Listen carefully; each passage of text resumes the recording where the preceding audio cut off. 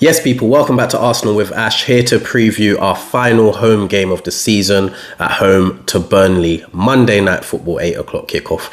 It's a huge game. It's a huge game. There's two finals left in the Premier League, possibly one.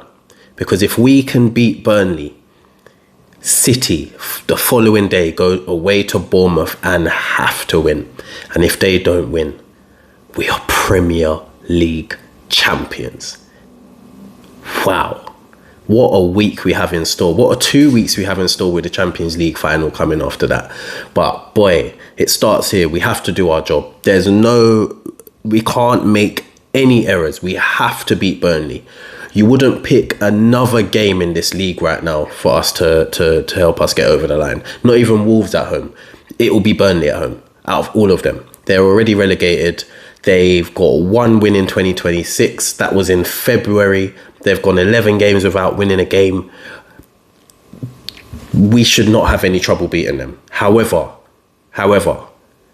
they have nothing to play for. They can be as free as they want. This is their last away game of the season, and it's in a game that is huge for the opponent. They've got a caretaker manager in Michael Jackson. I'm not going to say any puns on that, but they can just be free.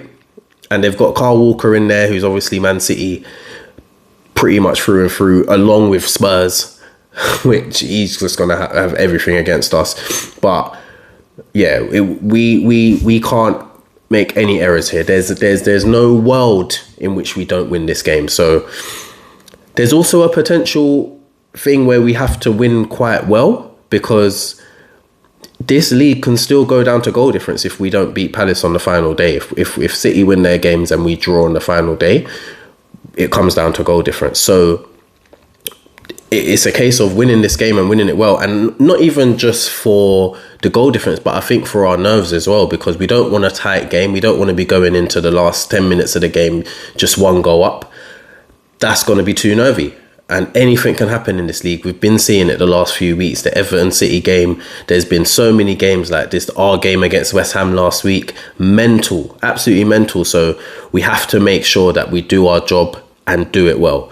The players, it's been a weird week. We've not had no game, and it's been a long time since we ain't had a game midweek.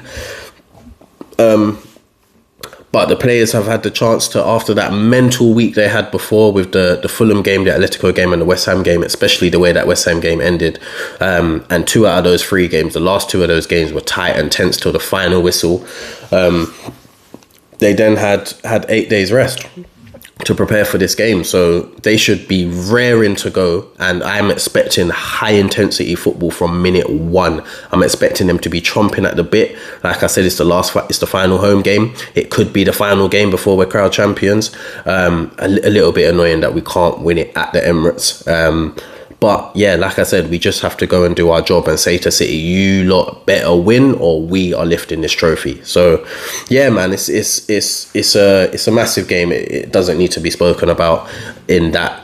You don't have to go into depth about why it's so big. The atmosphere, I expect it to be rocking. Although I expect Burnley to be free, I think they'll come here with a plan. And the managers, their caretaker managers even said it. He does, like, everyone's writing them off, expecting this to be a foregone conclusion, and it's not. They're gonna go there, try and play their game, and try and frustrate us, like they did to Man City. Actually, Man City only beat them 1-0 the other day, and that was unexpected. So yeah, it's not a guaranteed easy win. So we just have to make sure we're on point. In terms of team news, I'm hearing Jurriën Timber's back in training, which is unbelievable news if true. It's not been confirmed by the club, I don't think, but there's been pictures of him out on the training pitch, etc. So that is huge for the Champions League final. And obviously because we've got Ben White, that's been ruled out for the season and the World Cup, unfortunately for him. So yeah, it's a welcome return for Jurriën. I don't think there are any other injury concerns other than Marino, who I believe is pushing for the final as well. So yeah, we're in a good place. The squad's strong.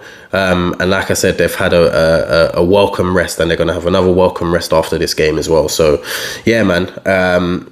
let's get into the predicted lineup. David Raya in goal, secured his third Golden Glove in a row.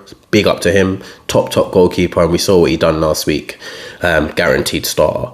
Right back, we've only got one option now, really, unless Arteta tries to do something funny, but I don't think he will. I think it will be Christian Mosquera that starts at right back.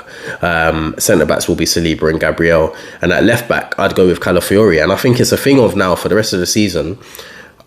The Palace game might, depending on what happens with the City game, is possibly an irrelevant game, but in the important games for the rest of the season, I'm going Calafiori starting, and Hincapié can come off the bench and do a job defensively. So yeah, I'm going with Calafiori to start the game.